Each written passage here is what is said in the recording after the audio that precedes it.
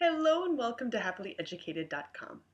In this first dissertation-related post, I'll be giving you a general overview of my study and then talking just a bit about what you can expect in the next few posts.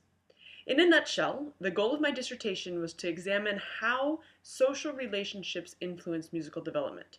I was interested in seeing how the people you know come to shape your musical skills and knowledge. And to do this, I used a qualitative approach to social network analysis, which I'll be describing in detail in my next post.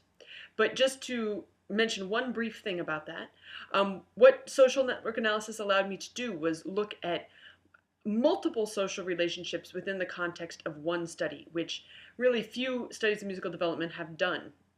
Most studies in musical development look at one or more specific types of relationship, usually that with parents, teachers, and or peers.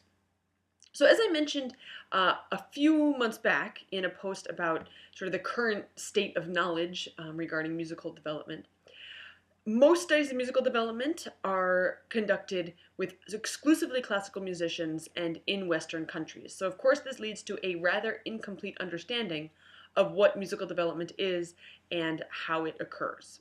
And so to combat this problem, what I did was I compared 5 different genres, or musicians from 5 different genres, specifically hip-hop, rock, jazz, musical theater, and classical music.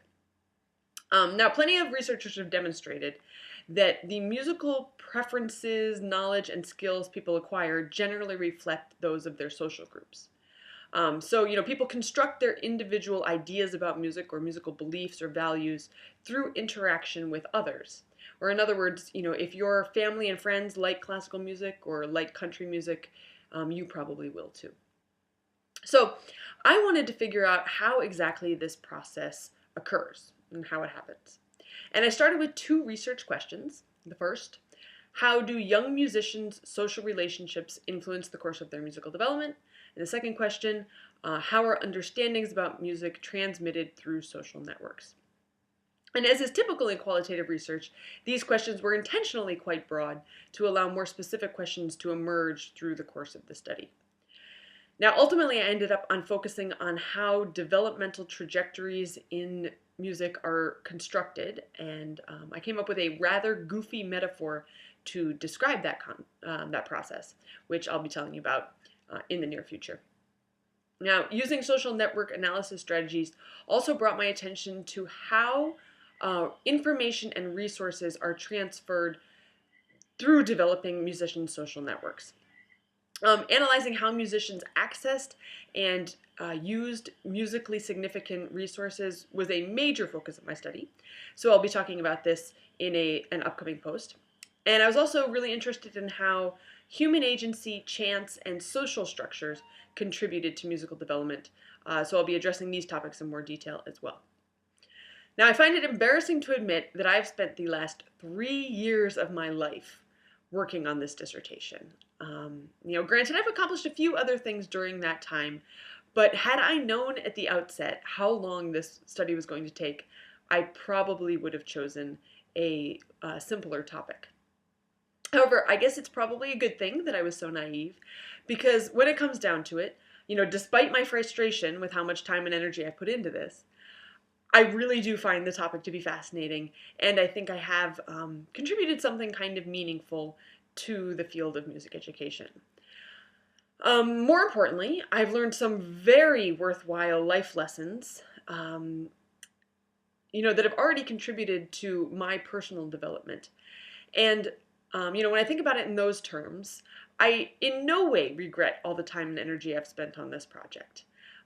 Because I now have a much clearer idea of who I am, how I became who I am, and how I can become the person who I want to be.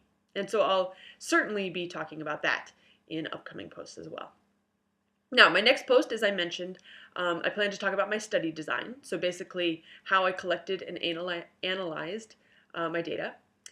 This includes a very cool technique for creating a graphic representation of your own social network, which you may actually want to try at home because it's remarkably fun. Next, I'll talk about how resources flow through social networks and what this means for musical development and other kinds of development.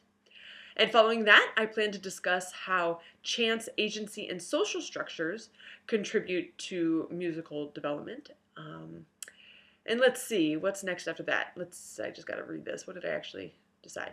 Oh yeah, after that, I will describe my theory of how developmental trajectories in music are constructed. And as part of that post, I'll be presenting my new and improved definition of musical development. Because believe it or not, a firm definition of musical development just plain doesn't exist. So I had to kind of come up with my own. And if I am not completely sick of talking about my dissertation by that time, I may wrap up with one final post about how my research can inform the work of music educators and music learners. And of course, I reserve the right to completely change that plan if I see fit. So, until next time, when I'll be talking about my study design, take care and happy learning.